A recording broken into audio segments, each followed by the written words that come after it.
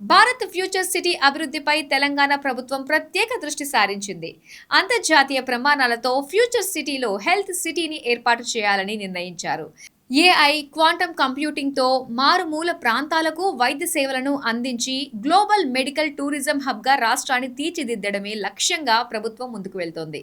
అంతర్జాతీయ ప్రమాణాలతో ఇతర రాష్ట్రాలకు రోల్ మోడల్ గా నిలిచేలా భారత్ ఫ్యూచర్ సిటీలో ప్రత్యేకంగా హెల్త్ సిటీని అభివృద్ధి చేస్తామని రాష్ట్ర ఐటీ, పరిశ్రమల శాఖ మంత్రి దుద్దిళ్ల శ్రీధర్ బాబు తెలిపారు. ఫ్యూచర్ సిటీలో అంతర్జాతీయ ప్రమాణాలతో హెల్త్ సిటీ, త్వరలోనే హెల్త్ సిటీకి శంకుస్థాపన, 4 నెలల్లో స్కిల్ యూనివర్సిటీ ప్రారంభం.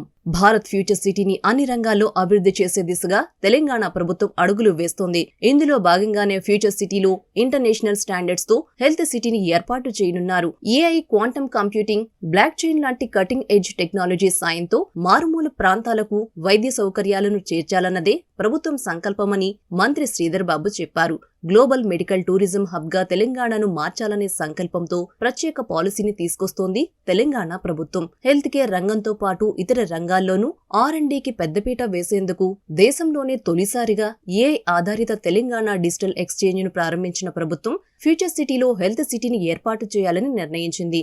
మరో 3 నుంచి 4 నెలల్లో యంగ్ ఇండియా స్కిల్ యూనివర్సిటీ శాశ్వత క్యాంపస్ ను లాంఛనంగా ప్రారంభించనుండటం ఇప్పుడు హెల్త్ సిటీ ఏర్పాటు నిర్ణయంతో ఫ్యూచర్ సిటీ త్వరితగతిన అభివృద్ధి చెందుతుందని నిపుణులు అభిప్రాయపడుతున్నారు.